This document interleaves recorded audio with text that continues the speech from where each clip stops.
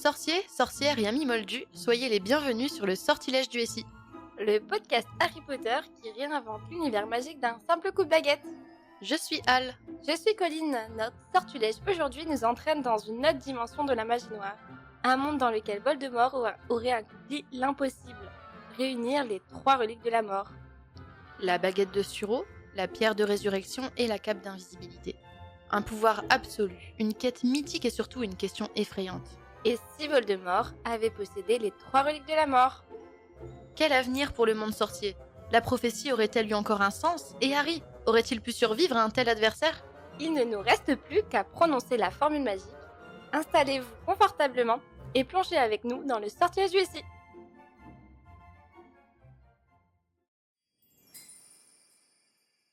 Et là, tu caches du coup.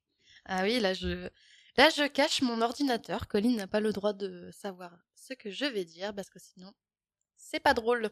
Et ça va être coupé. Non. Bah si. Bah pourquoi?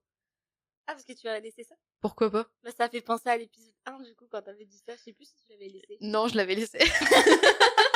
Bon bah, redites numéro 2. Comme ça montre un peu les coulisses aussi. Et ben voilà, vous savez tout. Alors, pour cet épisode, j'avoue, j'ai passé énormément de temps à faire des recherches sur déjà qui est Voldemort, sur aussi les 3 reliques de la mort, parce qu'il y a énormément de choses à dire et encore, je ne vais pas tout dire. Donc, on va déjà commencer par ça et ensuite on va se poser la question de qu'est-ce qu'il se serait passé si Voldemort avait réussi à réunir les 3 reliques. Mais du coup, commençons par le commencement avec Voldemort. Donc c'est super cool. En fait, j'avais pas prévu de parler de ce SI-là de base, mais à la dernière minute, je me suis dit, mais ça pourrait être trop cool. Et en fait, ça me permet aussi de corriger un petit truc que j'ai pu dire pendant l'épisode 2. Donc tant mieux. Donc Voldemort, donc c'est Tom Elvis Jedusor. Et donc en VO, contrairement à ce que j'ai dit la dernière fois, c'est Tom Marvolo Riddle. Donc en fait, Elvis a été modifié pour la version française. Est-ce que tu sais pourquoi? Bah non, je sais pas, explique-moi du coup. Bah, c'est pour faire l'anagramme. Je suis Lord Voldemort. Donc c'est pour ça, en fait, avec Marvolo, ça marchait pas en français. D'accord. Et du coup, voilà, je trouve que Elvis, c'est très drôle. Oui, ça fait un peu penser au truc américain là, Elvis Presley. Bah, surtout que Elvis, c'est le prénom du grand-père maternel de Tom. Donc c'est donc un prénom sorcier. Donc voilà, je trouvais ça intéressant à dire. Donc ça se trouve, le Elvis qu'on connaît dans notre univers est peut-être un sorcier. Bah peut-être du coup.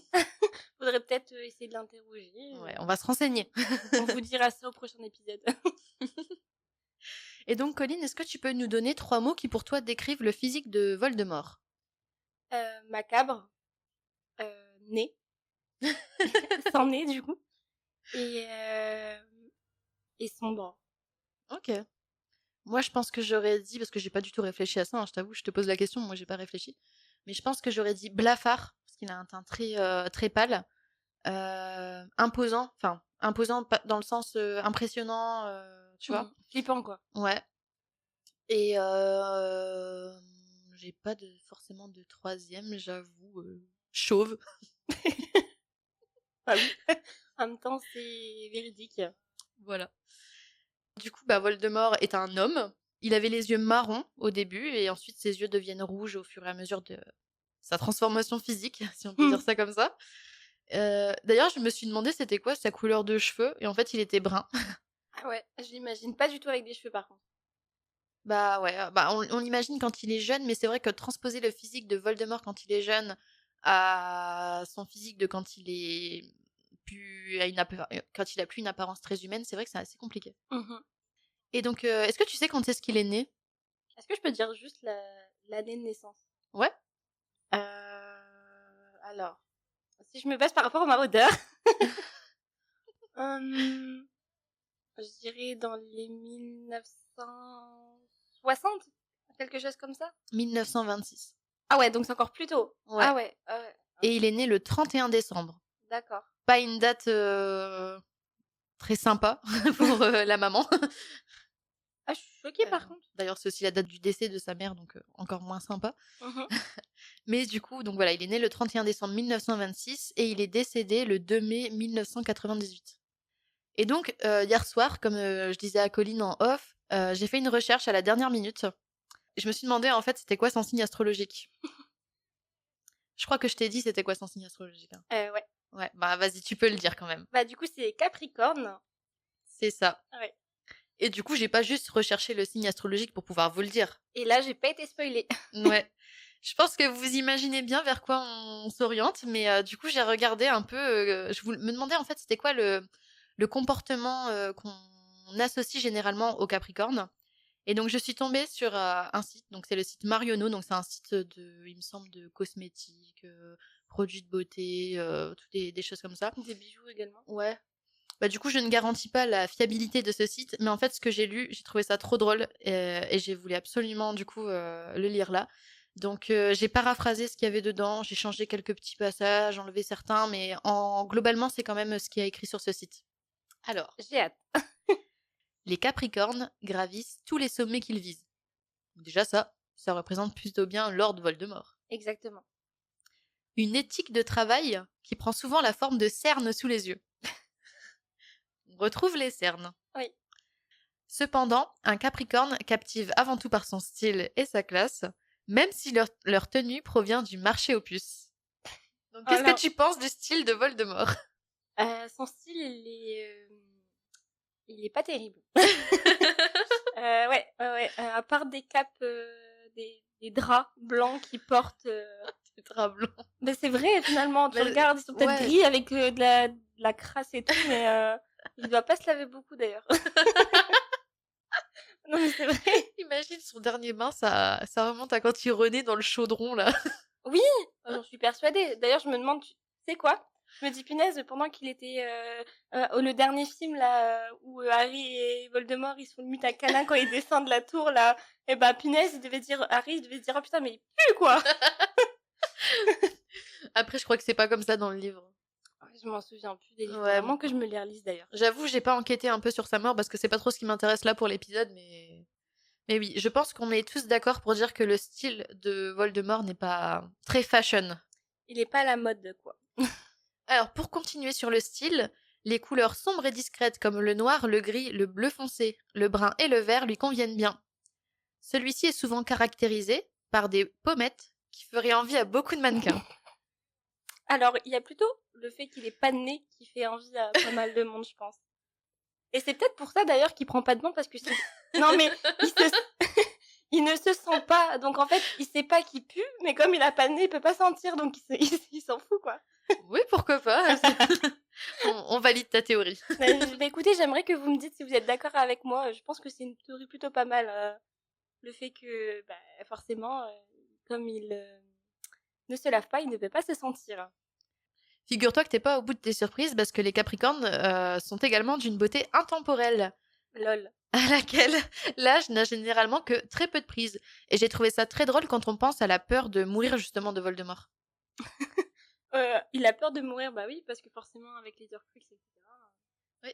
Et pourtant, voilà, il faut pas qu'il s'inquiète parce qu'il est d'une beauté intemporelle. Oui, il est magnifique. Il est magnifique. Bah d'ailleurs, c'est pour ça que Bellatrix Lestrange l'idolâtre et le trouve magnifique et il aurait kiffé qu'ils soient ensemble, quoi. Bah, ils ont fait un bébé dans l'enfant maudit, hein, si on considère l'enfant maudit comme étant canon. Oui, c'est vrai. Punaise, j'avais oublié. En plus, le pire, c'est que je l'ai lu quand j'étais au collège, donc. Après, Bellatrix, c'est surtout du fanatisme plus que de l'amour ou Oui, de la. c'est de l'idolâtre, mais version sombre, quoi. Dark. Mais en tout cas, sache que cela ne signifie pas pour autant qu'un Capricorne néglige ses soins de beauté. Il procède ici de manière aussi ambitieuse et disciplinée, comme pour tout ce qu'il aborde dans la vie. Donc voilà, est-ce que tu imagines Voldemort faire sa petite skincare du matin? Absolument pas. Alors si le fait qu'il prenne soin de lui, ça envisage le fait qu'il réussisse dans son travail d'enfoiré, bah en fait à la fin et dès le début, il est perdant parce que déjà il a aucune hygiène de vie, donc forcément bah si on relie A et B, bah, c'était sûr qu'il allait perdre à la fin quoi, et que c'est Harry qui a gagné. Alors moi, ça m'a fait penser parce que du coup, sur TikTok, je tombe sur pas mal de vidéos faites avec l'intelligence artificielle. Donc, bon, je recommande pas l'utilisation de l'intelligence artificielle pour tout et pour rien parce que c'est vraiment pas écologique. Mais du coup, je tombe des fois sur des vidéos faites avec des personnages d'Harry Potter dans des situations un peu improbables. Parfois, je t'en envoie, Colline. Exact. Mais du coup, j'imagine la vidéo de Voldemort avec le truc qu'on met là pour pas que les cheveux tombent, qui est en train de mettre sa crème et tout, pour garder justement sa beauté intemporelle. Oui, oui, bah oui. Parce qu'il est charismatique, hein. Oui, hein. D'ailleurs, lorsqu'il s'agit de ses amis et de sa famille, le Capricorne est engagé, honnête et surtout chaleureux. Alors, si on appelle Voldemort chaleureux, je m'appelle Jean-Pierre Fourneau. Et donc sache qu'il s'entoure d'amis pour la vie, en évitant les relations temporaires. Eh bien, si on envisage ses amis comme les mange-morts, bah finalement c'est quand même pour la vie parce que, par exemple, Lucius Malfoy, jusqu'à la fin de sa vie, il a toujours idolâtré son maître, comme on dit. On peut dire que c'est à la vie à la mort, hein, parce qu'une fois que ça lui plaît plus, Kruik le mange mort et... Bah oui. Regarde Severus Rogue quand il a su que... Oh là là, pourquoi tu parles de ça? Je ne fais qu'émettre un fait. Quand... Et encore, est-ce qu'on peut parler d'amis? Parce que du coup, quand Voldemort a su que Rogue était Enfin, il pensait que c'était lui le maître de la baguette de Suro, il l'a quick. Bah, justement, ça me permet de dire que les amis peuvent trahir, et je fais un big up à Cecilia et Leina. Si elles nous écoutent, elles vont comprendre. Exactement. Surtout Lena. Ouais, voilà, je ne dirai pas plus. Mais Lena aussi, elle m'a protégée, c'est pour ça. Et donc, en ce qui concerne sa famille, le Capricorne est fiable et sincère. Il aime passer du temps avec sa famille car ses souvenirs d'enfance lui tiennent à cœur. Alors c'est le contraire.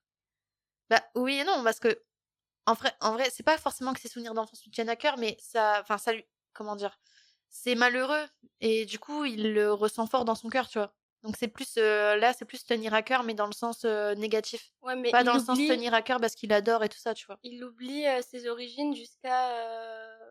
Bah parce qu'ils prennent le sang pur, etc. Et alors que lui, il est...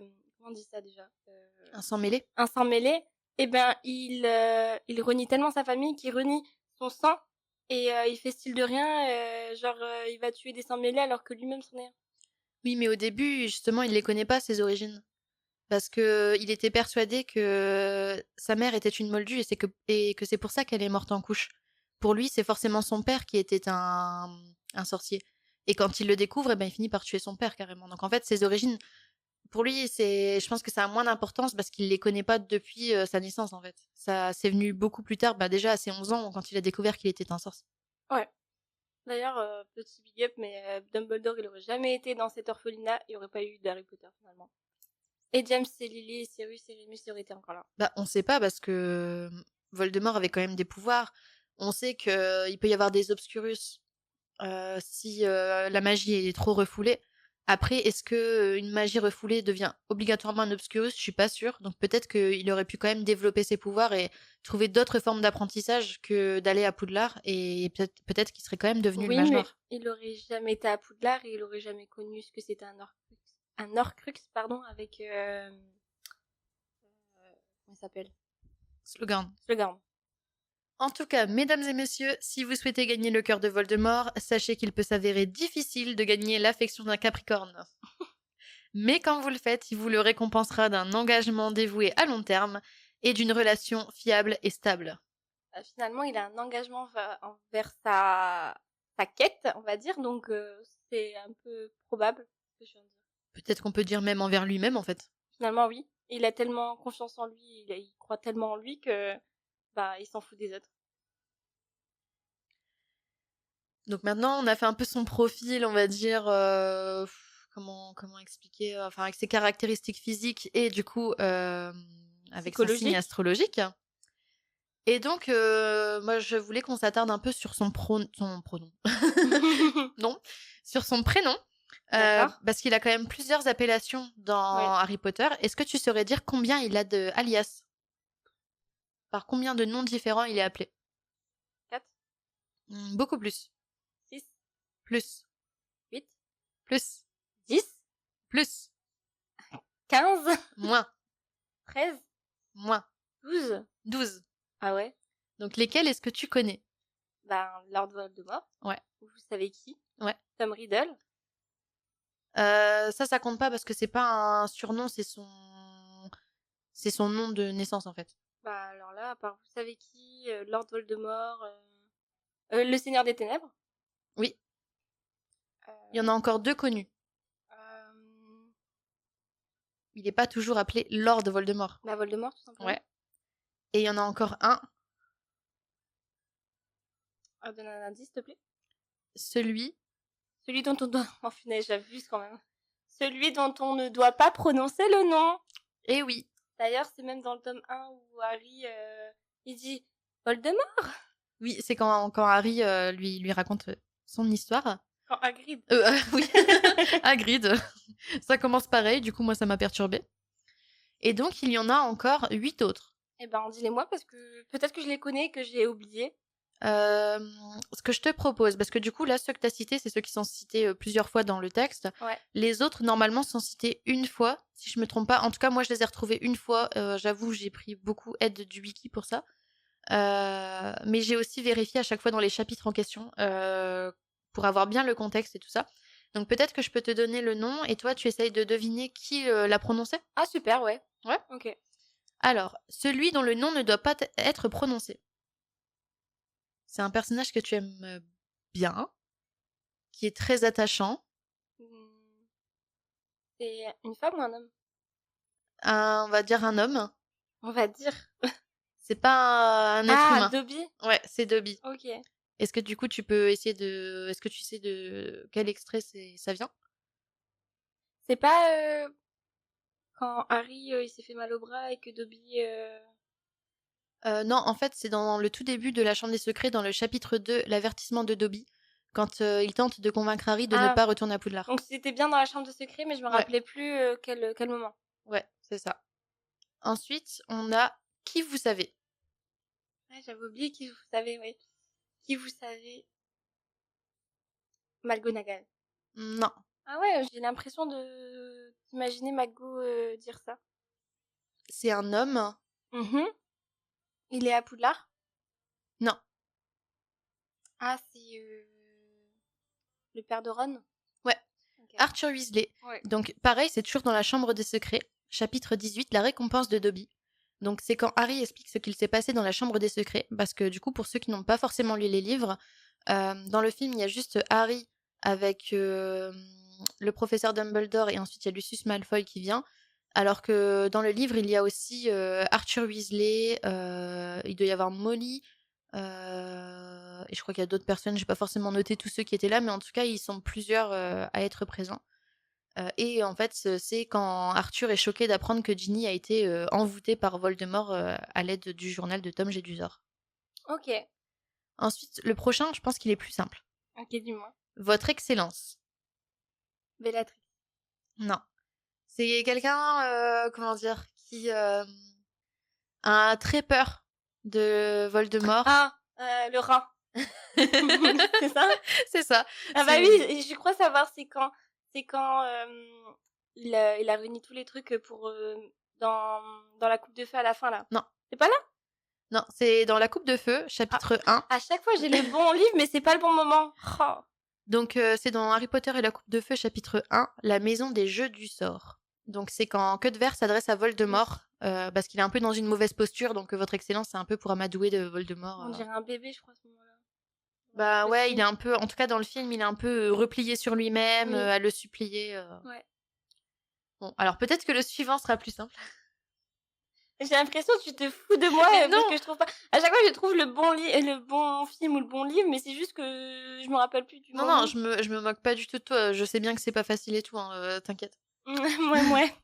Mais c'est que toi et moi, on n'a pas les mêmes souvenirs et du coup, il y a des choses qui me semblent simples pour moi, mais en fait, ça l'est pas pour toi. Tout comme il y a des choses qui te semblent simples pour toi, mais qui le sont pas pour moi parce que on retient pas les mêmes infos en fait. Exact.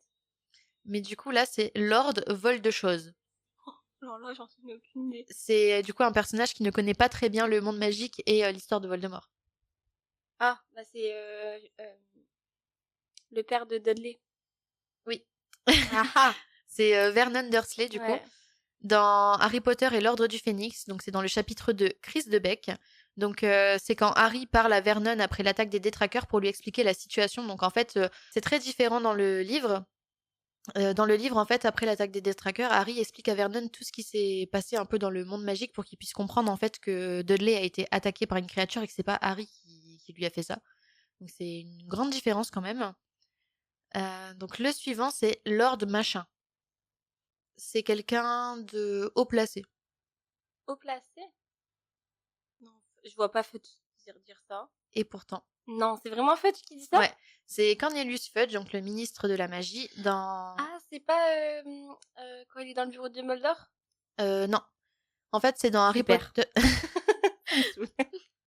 C'est dans Harry Potter et l'Ordre du Phénix, donc c'est dans le chapitre 38, la Deuxième Guerre commence, et en fait c'est un communiqué de presse de Fudge dans le magazine Le Sorcier du Dimanche. Ok. Donc ouais, vraiment pas facile celui-là. Le prochain est vraiment pas facile. Le dernier normalement est un peu plus... Bon bah je sais pas, je vais arrêter de dire ça, sinon ça va t'énerver.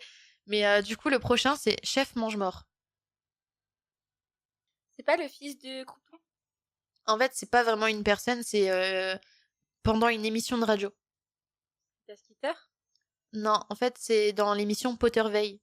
Donc, c'est l'émission de radio qui est tenue un peu par la résistance et qui informe les auditeurs des personnes qui meurent et de l'actualité en fait de la bataille contre Voldemort. D'accord. Donc en fait, c'est dans le chapitre 22 des Reliques de la Mort, qui est un chapitre éponyme puisqu'il s'appelle aussi les Reliques de la Mort. Et donc en fait, Chef Mange-Mort, c'est le nom de code qui est donné à Voldemort dans l'émission de radio. Ok. Et donc il en reste un. Je suppose qu'il est plutôt facile, mais que tu dis pas pour pas me fâcher. Oui. Voilà. Voilà. Et donc en fait, c'est Voldy. Ah, ça me dit quelque chose. C'est quelqu'un qui n'a pas de respect pour Voldemort. Qui du coup qui n'a même aucune raison d'avoir peur de Voldemort. Sirius Black? Non. Je sais que c'est pas Sirius Black. Mais il a vraiment aucune raison parce qu'il craint rien du tout par rapport à Voldemort. Bah, Dumbledore alors. Non, quelqu'un qui craint encore moins que Dumbledore. Alors, j'ai déjà entendu Voldy, hein, je le sais.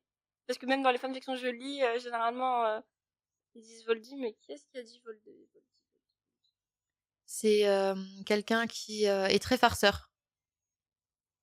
Fred et George? Non. Ah non, c'est pas Fred et George, parce qu'ils ont quand même peur. C'est qui? Ah, c'est pas Mondagus Fletcher? Non, en fait, c'est quelqu'un qui n'a pas peur de Voldemort. Parce que Voldemort, il peut rien lui faire de mal, en fait. Hein?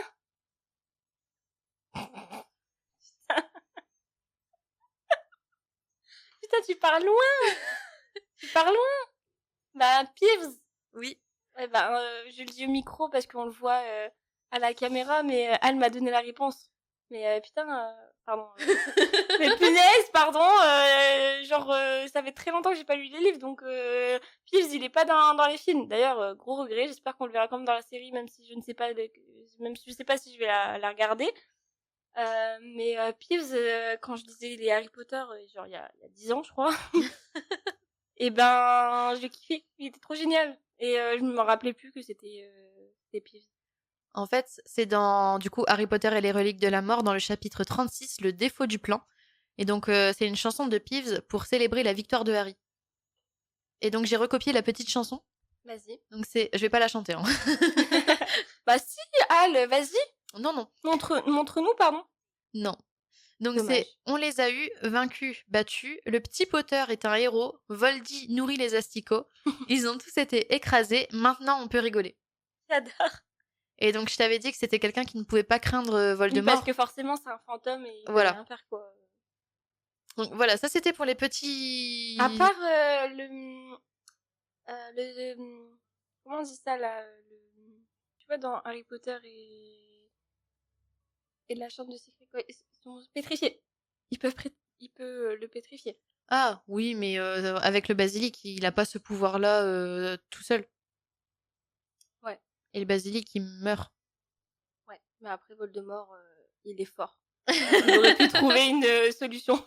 Mais bon, je pense qu'il en a un peu rien à foutre de Peeves qui dit Voldy. Franchement, il a pas que ça à faire. Il préfère tuer Harry, quoi. Oui.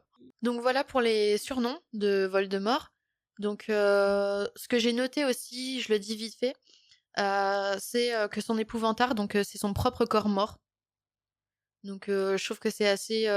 Bah, c'est logique Ouais, finalement. assez significatif, en fait, par rapport à ce qu'on a dit tout à l'heure de sa personnalité et ce qu'on a vu d'ailleurs chez les Capricornes. Bah oui, mais même le fait qu'il veut pas mourir et qu'il cherche des Horcruxes, pardon, pour pas mourir et tout ça, ben c'est logique. Sa grande peur, c'est de voir son corps mort. Ouais. Et donc, en fait, on apprend que il n'a pas de Patronus parce qu'en fait, il est incapable d'avoir une pensée heureuse. Donc ça, après, vous le considérez comme canon si vous le souhaitez, parce que c'est dans le jeu Lego Harry Potter années 5 à 7 qu'on apprend ça. Bah moi, je l'accepte parce que c'est vrai, il est pas heureux en fait. Ouais. Il a jamais connu Bah après, il a des pensées heureuses quand même. Oui, Par par exemple, exemple, quand il renaît, ça peut voir, être une pensée heureuse, tu vois. voir Harry mort, Ouais, être le tout-puissant du monde entier. ouais.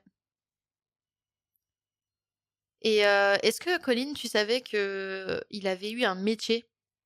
Il a exercé une profession. Ah ouais?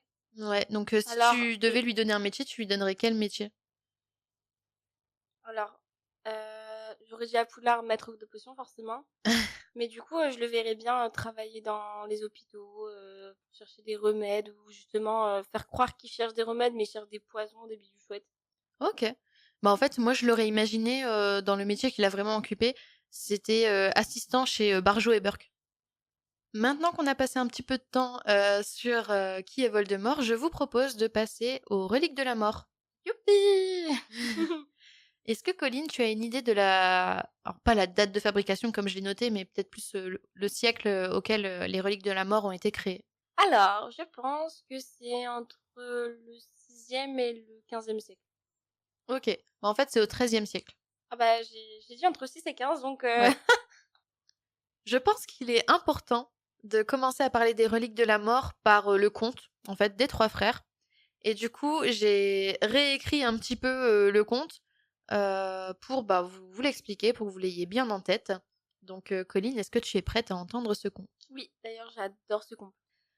Il était une fois trois frères sorciers, Antioche, Cadmus et Ignotus, qui marchaient le long d'un sentier sans destination précise.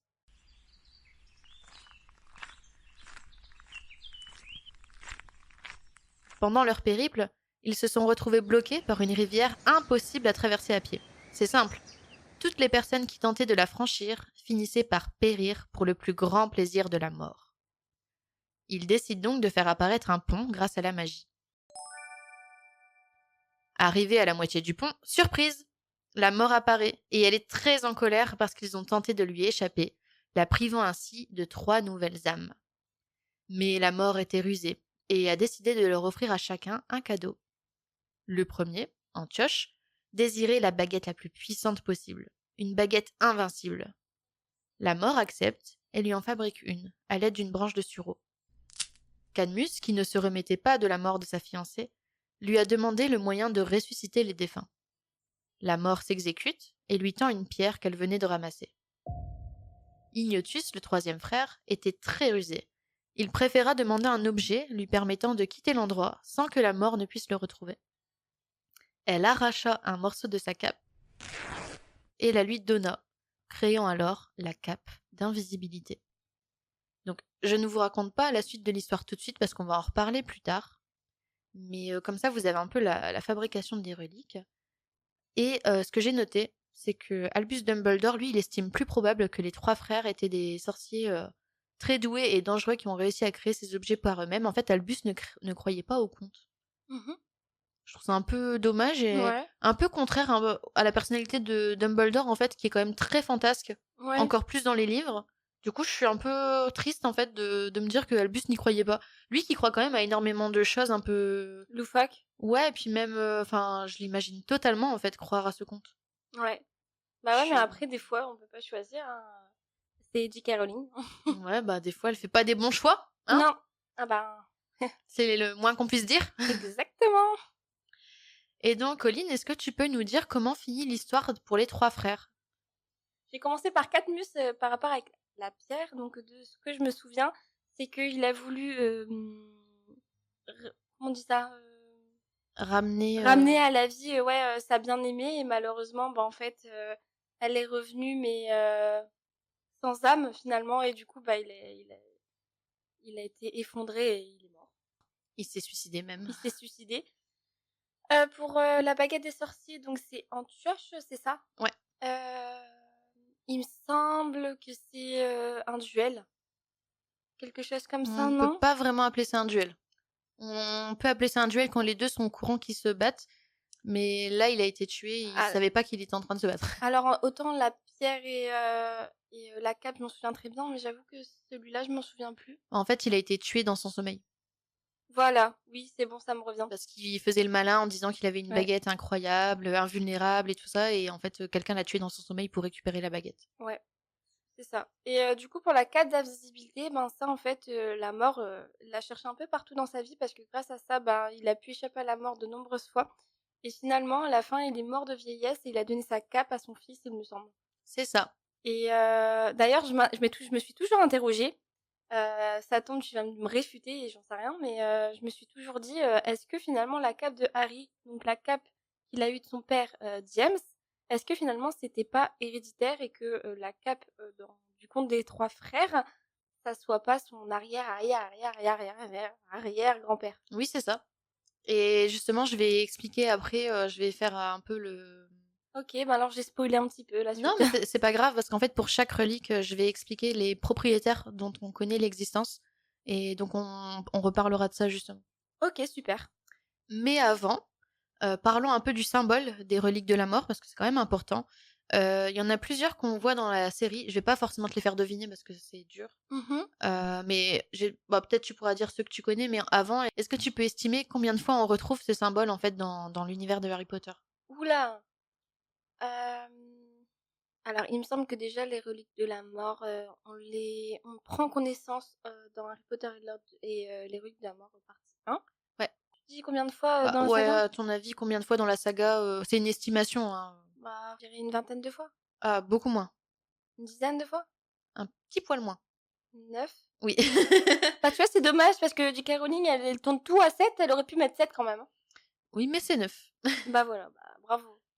Et du coup, est-ce que tu en connais certains? De quoi? D'objets ou d'endroits où on retrouve le symbole des reliques de la mort?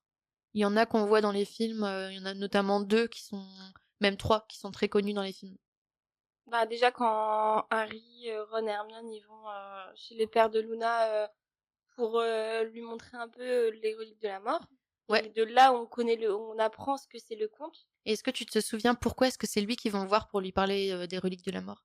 Parce que Luna, elle avait un collier, il me semble. Alors c'est pas Luna, C'est le mais père. ouais, donc Xenophilius Lovegood qui a un C'était pendentif avec les reliques de la mort. c'était pendant le mariage Bill et Fleur. de Bill et Fleur, ouais. Que Harry, il a vu ce collier. Et plus tard, quand il a revu, il a pas revu aussi quand Hermione et Harry ont été à Godric Solo. Oui, C'est là, hein, ouais. sur la tombe d'Ignotus Peverell justement. Voilà, ouais. Il y a un autre moment aussi qu'on connaît dans les livres, c'est aussi ça qui leur donne envie. Enfin, en fait, en le voyant sur ce fameux objet, ils se sont rappelés du collier de Xenophilius et ensuite ils sont allés le voir. Est-ce que tu te souviens ce que c'est? De l'objet? Ouais, c'est lié au conte. Bah, la pierre? Non. Donc oui, elle est sur la pierre de résurrection aussi, mais c'est sur un livre. Ah! Le livre du prince sans mêlé? Non, en fait, c'est sur le livre de Dumbledore, donc son exemplaire des contes de Biddle le Barde. Ah oui, c'est vrai, parce que même Hermione, elle arrêtait pas de le lire. Ouais, et en fait, Ouais. elle se demandait aussi pourquoi est-ce qu'il y avait un symbole dessiné, et ensuite ils se sont rappelés du collier. Ouais. Et donc en fait, le symbole, on peut le retrouver aussi sur une porte de Poudlard. Alors je ne sais pas laquelle, j'ai pas réussi à trouver l'info, Ok. mais elle est sur une porte de Poudlard. Elle est aussi sur un mur à Durmstrang, donc bon, ça leur fait un petit point commun ces deux écoles comme ça. Elle est aussi, alors là pareil, hein, c'est si on le considère comme canon ou pas, mais du coup dans les Animaux Fantastiques, elle est sur un collier qui appartenait à Gellert Grindelwald, qu'il a offert à Croyance Belboss. Et en fait, ce symbole, il est aussi, on le retrouve aussi à d'autres moments parce qu'il est considéré comme, par certains sorciers, comme étant les armoiries de la famille Pévrel. Ok, Donc c'est aussi pour ça que c'est sur la tombe d'Ignotus Pévrel. d'accord. Et donc, Colline, est-ce qu'il y a une relique que tu préférerais avoir entre la pierre, la baguette de Suro et la cape d'invisibilité? Bah, moi, j'ai pas peur de la mort. Enfin, je me dis, on est tous, on meurt tous, donc j'ai pas envie, d'échapper à ça. Enfin, je mourrai quand l'heure viendra. Mais la pierre, philosophale, je ne la veux pas non plus La parce pierre de résurrection. à chaque fois je me trompe, hein. Même en off, hein, quand on en parlait avec elle, sans que je lui dise la réponse, je disais ça. Faites pas attention. Du coup, pour la pierre de résurrection, je la souhaite pas non plus parce que de toute façon, même dans le conte, finalement, même quand il a ressuscité la femme qu'il aimait, il s'est suicidé parce que finalement, elle était plus comme la personne qu'il connaissait. Donc, je pense que je choisirais la baguette de Suro parce que bah, c'est un bon compromis entre bah, la cape d'invisibilité, c'est chouette, mais finalement, ben, c'est pourquoi? C'est pour se cacher. Et est-ce que ça vaut le coup de se cacher toute sa vie? Je pense pas. Pareil pour la pierre, bah, c'est pour ressusciter quelqu'un que tu as connu et qui n'est plus la même personne. À quoi ça sert? Donc pourquoi pas la baguette de Suro comme ça pour faire des choses super chouettes, super cool. Ouais, bah, je suis assez d'accord avec toi. Moi, j'aurais choisi la baguette aussi, parce qu'on peut faire du coup beaucoup plus de choses avec elle qu'avec les autres reliques. Par contre, je pense que je me serais pas vantée de l'avoir. Bah pourquoi? Vu comment ça tourne pour les gens qui se vantent, tu le verras juste après, ben, Oui, bah oui, parce qu'après ça procure beaucoup de jalousie, Ouais, etc. Puis s'ils savent que pour obtenir cette baguette, il faut désarmer la personne, pardon, bah ça peut devenir très facile de la voler finalement. ouais. Et justement, là, on va passer aux personnes à qui ont appartenu les reliques dans le passé. Et donc, on va commencer par la baguette de Suro. D'accord? Et donc, la baguette de Suro, elle a une particularité par rapport aux autres baguettes. Est-ce que tu sais de quoi il s'agit? Euh, Elle est plus grande que les autres? J'avoue, au niveau de la taille, je sais pas trop si elle est plus C'est grande ou pas. pas le fait qu'il y ait des arrondis tout autour? Bah, pas forcément, je pense qu'il y a Est-ce que d'autres c'est esthétique ou non, c'est j'allais dire fonctionnel, c'est pas trop le mot, mais c'est quoi? Enfin, je veux dire, j'ai pas trop bien compris ta question du coup. bah, en fait, c'est difficile à dire autrement, donc je pense que je vais te donner la réponse si tu veux bien. Vas-y. Habituellement, les baguettes, elles sont fidèles à leur maître, donc vraiment une grande fidélité, comme l'a dit Ollivander, c'est la baguette qui choisit son sorcier Ouais. et elles peuvent accepter qu'un membre de la famille de son maître l'utilise ou quelqu'un qui l'a désarmé. Donc c'est pour ça que Harry peut utiliser la baguette de Drago. Mhm. Par contre, la baguette de Suro, elle change d'allégeance si son maître est considéré comme vaincu. Ah ouais. Ouais, donc ça, Ok. c'est une grande particularité par rapport aux autres baguettes. Et du coup, donc on a dit que les reliques de la mort ont été créées vers le XIIIe siècle. Mhm. En fait, on sait peu de choses à qui elle appartient entre le XIIIe et le XIXe siècle. Ouais. La plus vieille source sérieuse dit qu'un sorcier appelé Aymeric le Mauvais a été vaincu par Egbert le Magnifique. Un siècle plus tard, elle appartient à un mage noir qui s'appelle Godelot, qui a décrit sa baguette dans un livre qui s'intitule Des grandes noirceurs de la magie, comme étant, je cite, sa plus malfaisante et subtile amie, avec un corps de sureau, qui connaît les voies des grandes noirceurs de la magie. Mais son fils l'a enfermée dans sa cave et tuée pour récupérer la baguette. Ensuite, on en entend à nouveau parler au XVIIe siècle, non, au XVIIIe, pardon, je sais pas lire, quand Barnabas Deveril, ou Deveril, je sais pas, utilise une baguette qu'il nomme la baguette de Sambucus, mais ensuite il est vaincu par Loxias, qui appelle alors la baguette de Suro, il l'appelle le bâton de la mort, et ensuite tout ce qu'on sait c'est qu'elle a appartenu à Arcus et Livius. D'accord. Donc C'est ça, hyper intéressant. c'est pour le 19e siècle, parce que j'ai pas fini. Ok, bah j'ai hâte que tu me dises la suite du coup. Donc au 20e siècle, Gregorovitch, vous connaissez Gregorovitch? Oui, C'est le Ollivander bulgare. exactement. Donc en fait, il a répandu la rumeur qu'il possédait la baguette de Suro dans son magasin dans le but d'attirer des clients. Quelle bonne idée, hein? Et c'est comme ça que Voldemort il a été le voir. En fait, avant Voldemort, il y a eu un autre grand méchant. Ah bah, à qui le dis-tu? Il y a eu Gellert Grindelwald. Donc j'ai marqué, ce n'est pas surprenant. Finalement, Grindelwald c'est un peu l'ancêtre de Voldemort. Ouais, Enfin, ils ont enfin, quand même lien familial, mais du coup je me demande moins. si c'était un peu un modèle ou pas, Bah ou... ça tombe dans sa vie, son modèle, tu vois, chacun a un modèle dans sa Oui, vie, bah ben peut-être. c'était Grindelwald. Il a lu tous les écrits par rapport à lui, il était trop fan, il aurait aimé demander un autographe mais il était mort. Il est pas mort, Grindelwald. Il est pas mort? Non. Ah ouais? Ouais, il est enfermé dans la prison de Nuran, je sais pas quoi. Nuremberg? Non, ça c'est en... Ça me fait penser au nom de cette prison-là à chaque fois, mais je me souviens plus c'est quoi le nom. Tu retireras ça. Pourquoi? Je sais pas, on verra. Donc du coup, il répand la rumeur qu'il possède de la baguette de Suro chez lui. Grindelwald, ce n'est pas surprenant, se rend chez Gregorovitch. Il vole la baguette et il la garde jusqu'en 1945, après avoir été battu par qui Dumbledore. Voilà. Ça me paraît tellement logique. Et c'est à ce moment-là que Dumbledore devient le maître de la baguette de Suro. Donc je vais pas vous parler de ceux qui l'ont possédé après Dumbledore parce que ça prendrait trop de temps à expliquer et puis c'est pas le plus important. Mais si vous êtes curieux, je vous renvoie au wiki Harry Potter. Exactement. Source d'informations incroyable. Génial.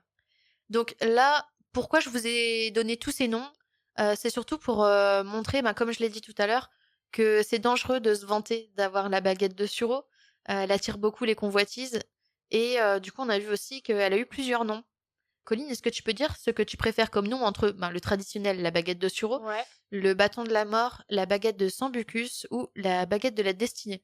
Bah, j'avoue que je préfère la baguette de Suro. Ah ouais? Mais si je dois choisir, ce serait la baguette de la destinée. Ouais, je trouve que c'est assez stylé la Ouais. baguette de la destinée. Ouais, mais j'adore quand même la baguette de Suro. Donc, Et si tu pouvais choisir son nom, est-ce que tu la nommerais autrement ou... non, je la laisserai comme ça. Ok. Et toi, je parie que tu changerais, non? Bah je sais pas, j'ai pas réfléchi, j'avoue. Moi je te Bah. pose plein de questions, j'y réfléchis pas. Bah alors réfléchis. Mais dis-nous. La baguette.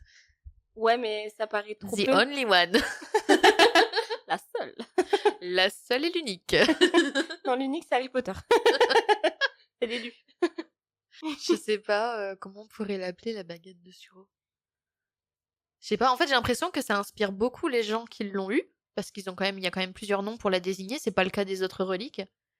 Donc peut-être qu'il faut l'avoir entre les mains pour... On va comprendre. Là, si tu veux, je l'ai chez moi. Bah oui, bah alors du Ouais. coup tu devrais savoir. Mais j'aurais dû la prendre d'ailleurs. Non, Colline, tu osais dire au podcast que tu avais la baguette de Suro, mais tu te rends pas compte, tout le monde va vouloir te la voler maintenant. Ah Tout le monde va vouloir devenir le maître de la baguette de non. Suro. Il va vouloir me désarmer du coup. Mais oui, là je pense que tu es foutu, hein. J'espère Ah, que tu vas te crotte, cacher. alors. Vite, où est la cape d'invisibilité? Mais non, j'ai dit que je la voulais pas parce que je voulais pas me cacher. Ah bah écoute, accepte ton destin. Non, mais par contre, j'aurais dû la prendre pour l'émission, je suis bête. Bah tout comme moi, je voulais prendre mon petit bonhomme Voldemort et je l'ai oublié, décidément. Ah. Bah c'est pas grave, on fera d'autres épisodes sur Voldemort et vous aurez l'occasion de le voir pour ceux qui sont en vidéo. Oui. Voilà, une raison de plus pour aller voir notre TikTok où on poste des extraits vidéo de nos épisodes. Petite pub par... Voilà, par- petite auto-promo. C'est parti. Et après cette page de réclame, nous voici à la pierre de résurrection. Youhou. Donc au niveau de la pierre de résurrection, tout ce qu'on sait entre le XIIIe siècle et l'année 1925, c'est qu'elle a été utilisée pour créer la fameuse bague de Gaunt, donc ancêtre de Voldemort. Et donc en fait, pendant l'été 1899, Albus Dumbledore et Gellert Grindelwald, ce n'est pas surprenant, ça va être mon running gag. Bah écoute, ça sera plus c'est pas ça le débat, c'est ce n'est plus surprenant, voilà. Ce n'est pas surprenant. Ouais. Donc en fait, tous les deux, ils souhaitent obtenir la pierre, mais ils ont chacun un objectif différent. Dumbledore, lui, il espère faire revivre ses parents pour se faire pardonner de ce qu'il s'est passé, notamment avec Ariana, et puis aussi pour plus... Non, Ariana n'est pas encore décédée à ce moment-là, je dis n'importe quoi. Mais en fait, il espère faire revivre ses parents parce que il veut plus avoir ce rôle d'aîné de la maison, de chef de famille qui lui pèse et qui font que il a dû changer son mode de vie en fait et qu'il n'est plus aussi disponible pour Grindelwald aussi comme il l'était de base. Ouais. Et justement, Grindelwald, ce n'est pas surprenant. Lui, il pense que la pierre pourrait lui procurer une armée d'inféries, donc pour combattre et arriver à ses fins. Tu peux nous redire ce que c'est déjà l'Inferi? Alors, si je me trompe pas, les inféries, c'est en fait c'est des corps, mais il n'y a pas les âmes à l'intérieur. Oui. Et du coup, ils combattent, enfin, ils sont très agressifs. En tout cas, dans Hogwarts Legacy, ils sont très agressifs. C'est un peu comme des zombies, quoi. C'est ça. Ok. Je me souviens qu'on en parle dans l'univers de Harry Potter en contradiction avec les fantômes, je crois. Non? Il me semble les fantômes, il y a leur âme, mais il n'y a pas leur enveloppe charnelle. Les inféries, il y a leur enveloppe charnelle, mais il n'y a pas leur âme. Il me semble que c'est ça. Ouais, Si je me trompe, ben dites-le nous en commentaire. Oui. On fera une petite mention dans l'épisode 4 pour dire si on s'est trompé ou pas. En plus, quand on a monté l'épisode 1 et l'épisode 2, à chaque fois quand j'écoutais, je me dis: «Mais pourquoi j'ai dit ça? Mais c'est des bêtises, mais je sais que c'est pas ça en plus». Mais avec le micro, des fois, on oublie On dit certaines des choses, choses qu'on se rend pas compte en fait. c'est clair. Mais bon, c'était notre vérité à ce moment-là, hein, finalement. Bah, c'était pas la vérité. Oui, mais ça peut être notre vérité. Bon, après, on a dit au début que des fois, on peut peut-être dire des choses fausses sans s'en vouloir et c'est pas grave. Donc ne nous en voulez pas, s'il vous plaît. Voilà.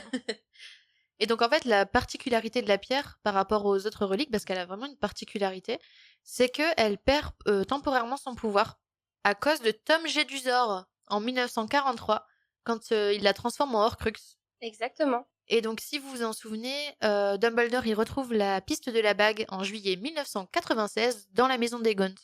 Et du coup, Colline, est-ce que tu peux nous dire ce qui arrive à Dumbledore? Bah oui, du coup, à cause de ça, bah, sa main, elle commence à noircir. Et au fur et à mesure du temps, c'est comme ça, finalement, qu'il va mourir dans le sens où bah, il sait que sa vie va plus tarder, notamment dans Harry Potter et le prince de Sang-Mêlé. Et du coup, c'est à cause de ça qu'il va demander à Severus Rogue de prendre la place de Draco. Parce qu'en fait, je trouve que Dumbledore, il est visionnaire. Et il sait depuis le début que finalement que Voldemort, il sait depuis le début que Voldemort a demandé à Draco de le tuer à la fin de Harry Potter et le prince de Sang-Mêlé. Et du coup, Dumbledore, il a contrecarré ça et il a demandé du coup à Rogue, parce qu'il savait que Draco n'allait pas être capable de le tuer. Parce que, mine de rien, ok, il a pas un fond méchant finalement, Drago. Enfin, du moins, c'est mon opinion. Il a juste eu une éducation pas ouf. Oui, des mauvaises influences. Voilà. Et du coup, ben, à partir de ce moment-là, il a demandé à Severus Rogue de remplacer Draco. Et du coup, c'est comme ça que il va devenir le, le le maître de la baguette de Suro.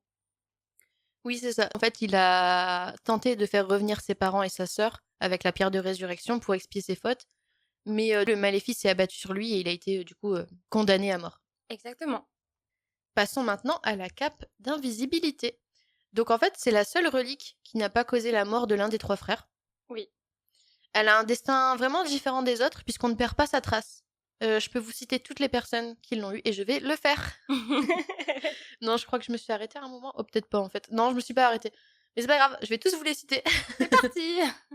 Donc en fait, elle est transmise de génération en génération. Père en fils. Ouais. Plus ou moins. Plus ou moins. Bah, explique-moi pourquoi. Du coup. Ben, disons qu'elle est plutôt léguée à l'aîné de la famille. Oui, bah père en fils, mais l'aîné quoi. Ouais. Et du coup, c'était une fille l'aînée. Bah justement. Ah. Ignotus, donc le propriétaire originel de la cape d'invisibilité, l'a léguée à son fils, qui l'a ensuite léguée à sa fille aînée Lolante, puisqu'il n'avait pas de fils, il me semble. Ok. Et c'est ensuite là que la famille Potter entre en jeu, puisque Lolante a épousé Hardwin Potter, en lui confiant du coup ce grand secret de famille, donc sur la cape d'invisibilité. Et ensuite, elle a continué à être transmise. Ah non, je les ai pas tous cités. Non, c'est vrai. Je vous ai épargné certains noms. Elle a continué à être transmise à chaque aîné de la famille Potter, jusqu'à arriver à Harry Potter, donc le célèbre grand-père de Harry, puisqu'il a créé plusieurs potions. Ensuite, c'est arrivé... grand-père. Arrière-grand-père, pardon. Puisque le grand-père, c'était Flimont. Ensuite, elle a été transmise à James. Exact.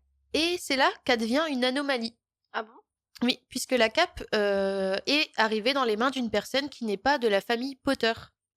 Sirius? Non. Désolée, je l'étoile. Il y a une obsession pour Sirius. Hein. Mais... Ah non, mais ça me paraissait... Bah non, je suis bête. Bah, est-ce que tu te souviens du coup qui a donné la cape d'invisibilité? La McGonagall? Non, c'est pas McGonagall. C'est pas Mago? Non. Attends, laisse-moi réfléchir. Dumbledore? Oui. C'est Dumbledore? Ouais. Mais moi, j'ai toujours cru que c'était Mago, parce que dans les films, du moins, tu vois Harry regarder McGonagall. Ah non, je confonds avec le balai. Laissez tomber. Oui, bah en fait, je me suis perdue. C'est Albus qui détient la cape de 1981 à 1991. James lui en avait parlé et il désirait l'examiner pour voir un peu les capacités qu'elle avait.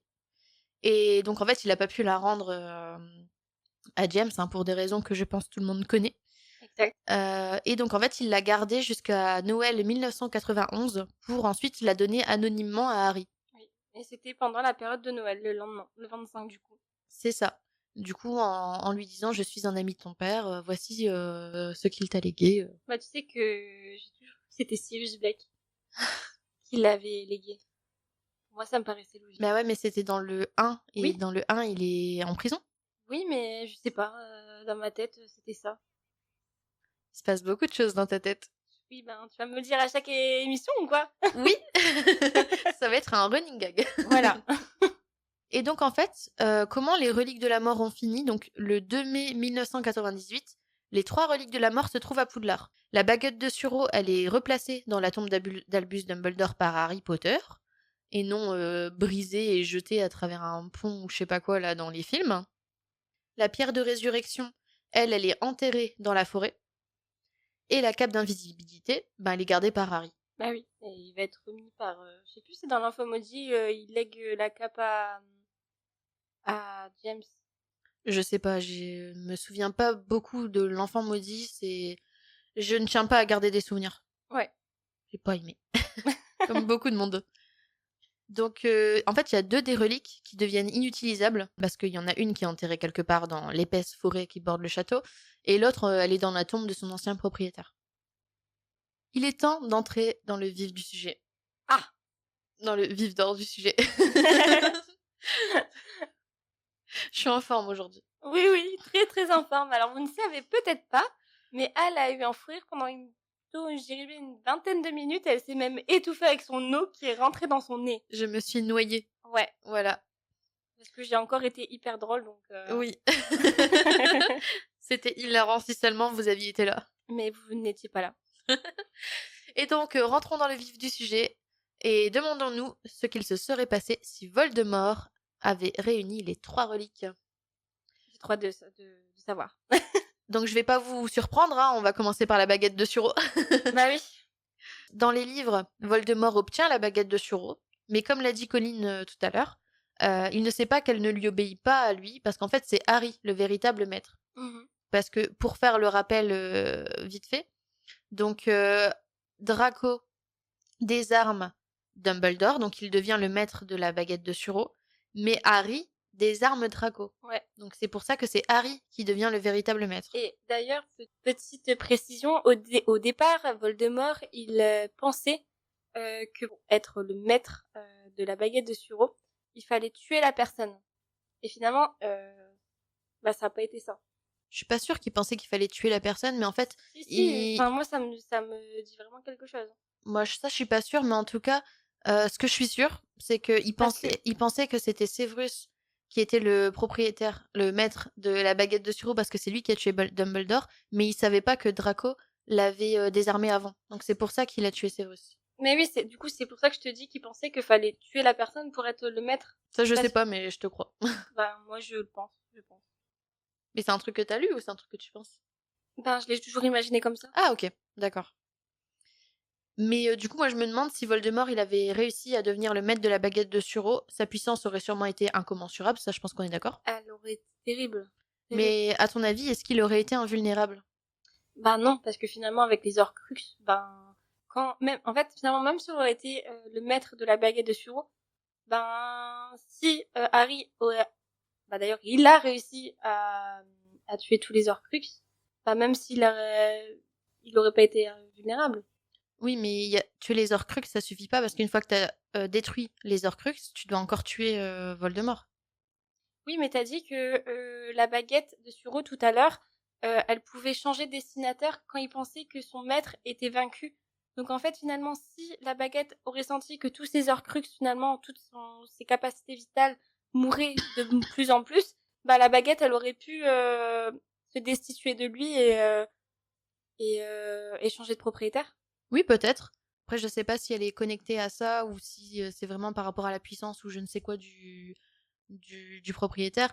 Mais du coup, oui, moi je pense pas qu'il aurait été invulnérable en fait, parce qu'il a d'autres moyens aussi de le de le détruire. Ouais. Et puis surtout, peu importe ta baguette, en fait, tu peux toujours finir par être privé de ta baguette. On l'a vu aussi tout à l'heure avec Antioche qui a été tué pendant son sommeil, d'autres qui ont été enfermés dans des caves et tout ça. Il y a toujours moyen, en fait, de réussir à te priver de ta baguette. Ta baguette, elle reste pas greffée à ta main et tu peux très bien te retrouver sans. Et dans ce cas-là, elle peut plus rien pour toi, quoi. Tu crois qu'il y a des sorciers qui ont greffé leur baguette pour être sûr de jamais la perdre? Je préfère pas imaginer ça. Ça serait, enfin, ça serait pas marrant, mais du coup flippant, quoi. Ce serait terrifiant. C'est un peu comme tu vois les téléphones que t'as tout le temps, en fait. Finalement, à l'heure actuelle, en 2025, la baguette des sorciers dans Harry Potter, c'est un peu le téléphone qu'on a aujourd'hui. Vous voyez ce que je veux dire? Oui. Et maintenant, passons à la pierre de résurrection. Donc la pierre, en fait, elle ramène pas vraiment les morts, elle crée plutôt des ombres, des souvenirs. Et Voldemort, il était obsédé par la conquête de la mort, donc par vaincre la mort. Je pense pas qu'il verrait immédiatement d'intérêt immédiat à la pierre, en fait. Je sais pas si toi, t'as une idée de ce qu'il pourrait en faire. Bah non, mais puis surtout, il a pas d'être cher au point de la vouloir, finalement. Parce que le but de la pierre, c'est pour ceux qui sont un peu désespérés, qui ont besoin de revoir un être cher, une personne qu'ils ont aimé. Et, à part si je me trompe, Voldemort, il y a personne qui l'aime, quoi. À part lui-même, finalement. Ouais. Alors moi, j'ai quand même une petite idée. Mais qui ça? Non, pas de personne qui l'aime, mais d'une utilité qu'il pourrait avoir de la pierre. En fait, j'imagine une chose, alors je sais pas si c'est faisable, parce que je connais pas bien les propriétés de la pierre, et je pense que il y a des choses qu'on ne sait pas forcément.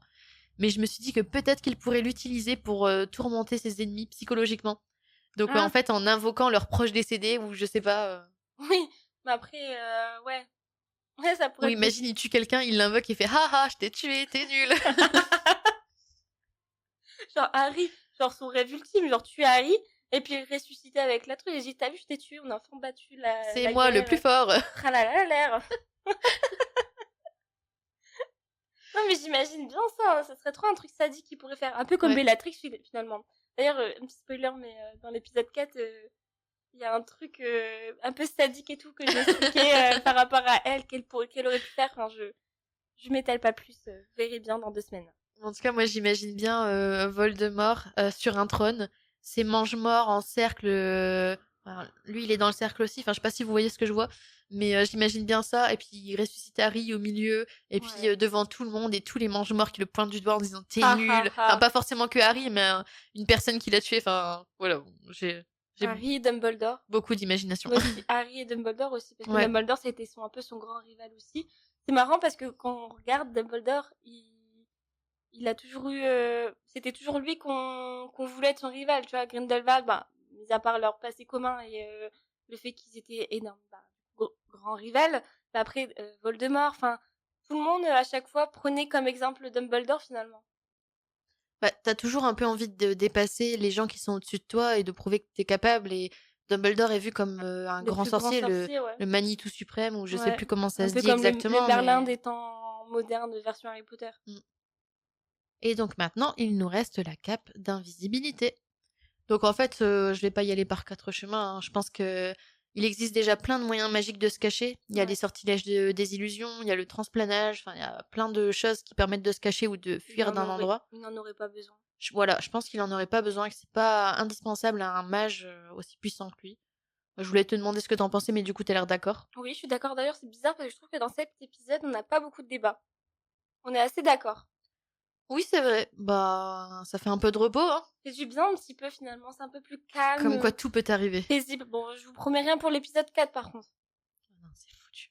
Ouais. Ça parlera de Sirius Black, donc c'est foutu. Oui, mais pas que. De Bellatrix aussi. Alors, du coup, pour terminer sur cet épisode, selon les contes de Biddle le Barde, réunir les 3 reliques de la mort fait de quelqu'un le maître de la mort, mais pas forcément quelqu'un d'immortel. Ouais. Donc, en fait, devenir le maître de la mort, ça implique plutôt l'acceptation de la mort. Ce qui est vraiment antithétique à Voldemort, parce que déjà rien que... Pas. Oui, et puis rien que son nom, vol de la mort, quoi. Les noms dans Harry Potter ont des grandes significations, donc c'est pas pour rien, en fait. Mais je trouve qu'il y a quand même une ironie tragique, parce que même avec les 3 reliques, Voldemort, il pourra jamais vraiment devenir le maître, parce qu'il refuse de comprendre leur vrai sens, en fait. Le seul maître qu'il est, c'est le maître pour le rat. C'est vrai, il l'appelle toujours maître, maître, maître. avec un ton suppliant, Bah, bah comme c'est... plein de enfin, tous ces mange-morts. Oui, mais le rat, il le dit Le d'une rat. manière différente. Je dis le rat parce qu'à chaque fois, ça fait rire beaucoup Al, donc moi, ça Oui. me fait rire. Et du coup, moi, je pense en fait qu'il y a de grandes chances que Voldemort, s'il avait possédé les reliques de la mort, qu'il ait eu le même destin en fait que Antioche Pévrel. C'est-à-dire qu'il soit tué pendant son sommeil. Ouais. Parce que la Mais pierre... est-ce que finalement, Voldemort, il dort? Bah oui. Bah, je l'imagine pas dormir. Il a un blafard. Ouais, mais même... Enfin, tu dors quand même. Je pense qu'il dort pas beaucoup, mais il dort. Ouais, mais tu vois, genre, quand tu le vois dans les films, il a l'air d'être il a le physique d'un zombie, tu vois. Ouais, mais en tout Est-ce qu'il cas, a enfin, vraiment des il dort, il capacités? mange, il fait quand même des trucs. Bah ouais, mais il respire pas. Ah si, il respire, hein. Il Il a un respire cœur. par la bouche. Oui, mais il a un cœur. Même s'il est... il est plus tout à fait humain, il a quand même un fonctionnement d'être humain. Bah, franchement, je vais me renseigner par rapport à ça parce que c'est bizarre. J'imagine pas avoir un cœur, avoir des poumons. Bah, en tout cas, il y a forcément des moments où il a pas les reliques de la mort sur lui. Ah oui, oui. Donc ça, je pense qu'on peut être d'accord. Ouais. Et du coup, je pense qu'il y a de grandes chances qu'il ait le même destin que Antioche, donc Mhm. tué dans son sommeil ou tué pendant une autre activité par un de ses mange-morts qui convoite lui aussi la puissance de la baguette ou même les autres reliques, mais je pense plus la baguette quand même. Et donc, Colline, à ton avis, quel mange-mort aurait pu trahir Voldemort comme ça? En volant les reliques d'âme. Ouais, Alors, je dirais pas Lucius parce que c'est une petite victime. je pense qu'il aurait trop peur de se Ouais. louper et des Ouais. conséquences. Greyback. Ah ouais? Ouais. Parce que déjà, en fait, du moins comment j'imagine, il est très charismatique, il a peur de rien. C'est pas un petit toutou, tu vois. Genre, c'est un peu c'est le chef d'une meute et tout ça. Donc franchement, ça m'étonnerait même pas qu'il essaye de faire un truc comme ça. Et toi? Moi, il y a deux personnes que j'imaginais. Ouais. Donc déjà, il y a le rat. Ah, ça, je suis pas sûre, hein. Bah, en fait, je pense que s'il voit une fenêtre ouverte, il va foncer. Je pense pas qu'il aurait tué Voldemort, par contre. Mais Mais non, mais justement, je l'imagine bien, par exemple, voler la baguette et se barrer, tu vois. moi, je l'imagine. Et recommencer à se cacher et tout. Moi, je l'imagine pas du tout parce que, en fait, il est tellement fidèle envers lui parce qu'il a C'est pas de tellement la peur. fidélité, c'est de la Non, peur. oui, mais justement, il est fidèlement peureux de Voldemort et a tellement peur de lui qu'il a trahi ses amis et tout ça et je pense pas qu'il arrivera à trahir Voldemort. Bah, s'il a trahi ses amis, c'est pas par conviction, c'est par attrait de la puissance. Et du coup, l'ultime attrait de la puissance pour lui, ce serait de posséder la pierre, Pas de posséder la baguette. Je pense pas que ça soit à cause de la puissance, hein. Bah si, parce que du coup, Voldemort, euh, déjà il était puissant, du coup il lui faisait peur, mais en même temps, il allait lui permettre aussi d'avoir plus de puissance, que ce soit de la puissance au niveau de la magie, mais aussi au niveau de son aura, tu vois. Il était caché derrière les autres, insignifiant. Oui, mais Là, il devenait quelqu'un. bah non, parce que justement, genre tu dis que c'est vrai qu'il était souvent caché avec les maraudeurs et tout, mais Voldemort aussi est une entité, il est vraiment aussi énorme niveau charisme et tout ça. Donc justement, même s'il va voir Voldemort, bah il sera toujours caché derrière lui. Oui, mais je Donc pense que, en fait, il pensait que en livrant les Potter, il allait avoir une plus grande place que ce qu'il a eu au final, et que le maître allait lui être reconnaissant. Mais au final, comme il a été anéanti, bah, il a été dans la merde avec les autres mange-morts et tout. Mais j'imagine qu'il s'attendait à devenir le bras droit de Voldemort ou quelque chose comme ça, tu vois. Pour moi, c'est ça qui l'a tiré. Parce que c'est certainement pas par conviction qu'il est allé voir Voldemort. Et donc je pense que l'attrait de la puissance, c'est quelque chose qui aurait pu lui parler parce qu'il est très opportuniste. Euh, après il retourne sa veste au moindre moment. La preuve, quand Harry dévoile son identité et tout ça, il est prêt à retourner sa veste pour faire le gentil et rester avec lui. C'est pas que pour sauver sa vie, je pense. Donc je pense qu'il aurait très bien pu profiter de cette opportunité. En tout cas, c'est mon avis. après enfin, je sais qu'on n'a pas du tout le même avis, mais de base, moi, je sais que t'es pas d'accord avec moi, mais encore une fois, si il avait été beaucoup plus impliqué dans les amitiés à Poudlard et qu'il aurait été vraiment et en fait non, finalement je me contredis parce que regarde Ron, euh, il a pas fait de trahison effroyable à Harry même si c'était dans son ombre donc ouais non je me contredis quand même. Est-ce que c'est la puissance qui l'a donné envie? Je suis pas sûre. Je je dis pas que je suis contre, mais je suis pas entièrement d'accord. Bah, vous nous direz en commentaire ce que Ouais. vous en pensez. Et du coup, la deuxième personne que j'imaginais, moi-même, je suis pas sûre, D'accord? c'est Bellatrix. Non. Pardon. Tu me laisses même pas expliquer. Bah si, vas-y. Mais en fait, Bellatrix, elle est tarée. Elle est folle. Et je pense que du coup, sous un coup de folie, peut-être qu'elle aurait pu le faire aussi par attrait de la puissance, en fait. Ouais, mais au-delà de la puissance, elle est amoureuse de Voldemort. Non, bah ça, non. Ça, je suis pas convaincue. Ah, j'en suis Parce qu'en plus, elle est en couple. Enfin, elle est en couple. Elle est avec... comment il s'appelle Rodolphus Lestrange. Bah, Elle est mariée, donc je pense pas qu'elle soit amoureuse de Voldemort. non, mais je dis pas amoureuse du sens sentimental, je parle amoureuse Ah, dans elle le est sens... fan. Ouais, une fanitude. Elle pense qu'elle l'aime, mais en fait, c'est juste... Ouais, mais justement, tu vois, si elle est fan, j'imagine un peu les fans obsessionnels qui cherchent à avoir des objets de leur objet de fascination. Bah, elle aurait très bien pu finir par prendre une relique, ensuite se dire merde, qu'est-ce que je vais devenir? Il va me tuer quand il va le découvrir et s'enfuir, par exemple. Ouais, mais elle pourrait pas rester loin de Voldemort. Bah, ça, je suis pas forcément sûre, tu vois. Ça peut être une Parce que regarde, possibilité. elle a bien survécu 10 ans alors que Voldemort, il était Oui, plus dans les mais parages. ouais, mais pourquoi? Parce qu'elle était à Azkaban. Oui, mais elle aurait très Elle bien avait pas pu le se choix. suicider ou tu vois. Ouais, mais c'est pas dans sa philosophie de Bah, on vie. sait pas. Parce que normalement, enfin, en tout cas, bon, j'ai une vision très dans les films, les séries, les livres et tout ça. Enfin, je parle pas d'Harry Potter là, mais je parle en général.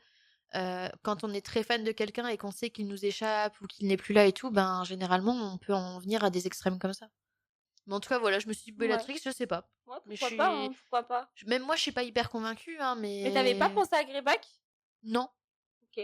parce que pour moi, il a pas le cran qu'il faut en fait. Bah, est-ce que et Bellatrix et Ah, Laura, Bella elles l'ont? aussi, oui. Alors, Bellatrix, potentiellement, Laura, non. Euh, Laura, je... Mon Angus Fletcher, il est tellement débile qu'il pourrait le faire. Non, mais c'est vrai. Oui, bah, ouais, je sais pas. Après, c'est pas un mange-mort, mais est-ce qu'il aurait fait... Je pense qu'il aurait quand même eu trop peur, parce que quand on voit, c'est un voleur un peu de bas niveau qui vole, par exemple, le Square Grimoire quand il est vide, ou des choses comme ça, donc Ouais. je sais pas s'il aurait pu le voler à Voldemort, mais peut-être à force, il aurait pris confiance en lui et, et qu'il l'aurait fait, je sais pas. Peut-être. Et du coup, voilà, moi je suis un peu arrivée à la fin de mon épisode. Bah, en tout cas, merci Al pour tout ça, et on va faire la conclusion. Et voilà, quelle plongée terrifiante dans un univers alternatif, notamment avec Voldemort aujourd'hui. Merci Al pour toutes ces réflexions qui ont été fascinantes.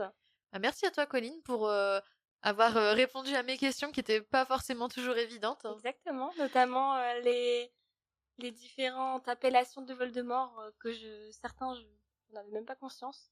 Et puis surtout, merci à vous, chers auditeurs, hein, pour votre écoute fidèle et vos hiboux électroniques qu'on a déjà pu recevoir. Donc ça nous a fait trop plaisir. Donc bah, surtout, n'hésitez pas à nous contacter, ça nous fait vraiment plaisir. Notez-nous aussi sur les plateformes d'écoute. Hein, mettez des commentaires, bah, ça nous aide aussi pour que d'autres personnes puissent nous découvrir. Et puis bah, nous, ça nous fait aussi chaud au cœur et ça nous encourage à continuer dans cette lancée. Comme toujours, la discussion continue avec vous. Dites-nous ce que vous auriez imaginé si Voldemort avait réuni les reliques. Parce que c'est pas ça le débat. Donc rejoignez-nous sur Instagram, TikTok ou Facebook sur notre compte Le Sortilège du SI pour prolonger l'aventure à nos côtés. Et préparez vos baguettes pour le prochain épisode disponible dans 2 semaines. Nox.